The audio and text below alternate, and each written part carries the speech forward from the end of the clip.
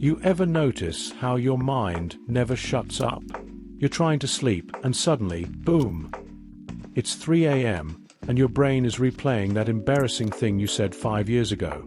Or worse, you're trying to focus, and your mind is like, hey, remember that one random YouTube video about penguins? Here's the hard truth. Your mind is a drama factory. It makes up stories, creates problems, and overcomplicates everything. And if you believe every thought that pops into your head, you're in for a lifetime of unnecessary stress.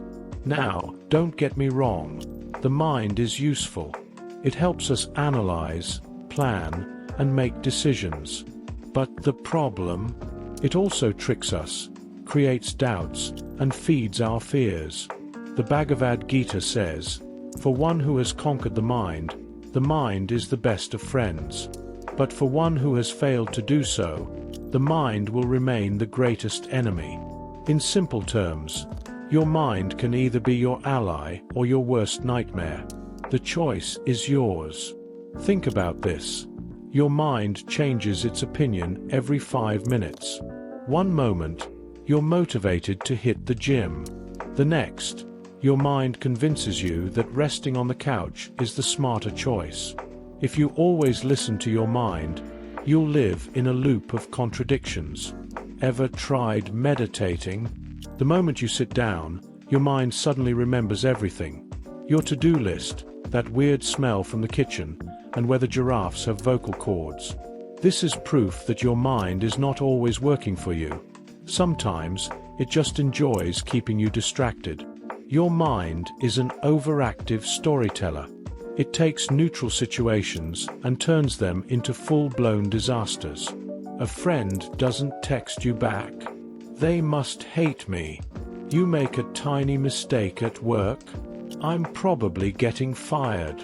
The reality? Your friend is just busy, and your boss didn't even notice your mistake. Krishna teaches that suffering comes not from reality, but from the stories we attach to reality.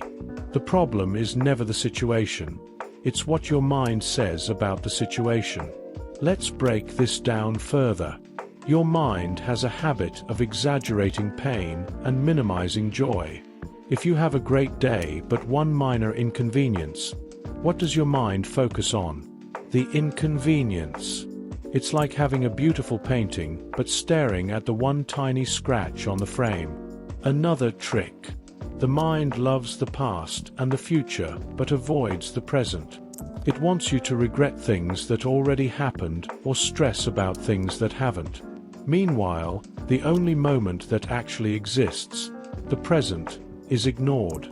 Here's an example. Imagine you're enjoying a meal at your favorite restaurant. The food is great, the atmosphere is perfect, and then suddenly, your mind reminds you of an email you forgot to send. Instantly, the joy of that meal disappears. Why? Because your mind doesn't know how to just be here. So, if your mind is constantly misleading you, what can you do?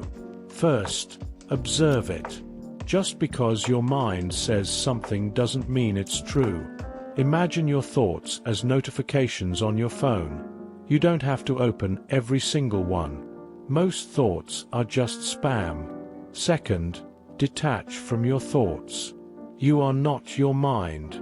If your mind says, "I'm a failure," don't accept it as truth. Instead, step back and say, "Oh look, there goes my mind again, being dramatic." The moment you stop identifying with your thoughts, you take away their power. Third, train your mind to be your friend. Just like a wild horse needs to be tamed, the mind needs discipline.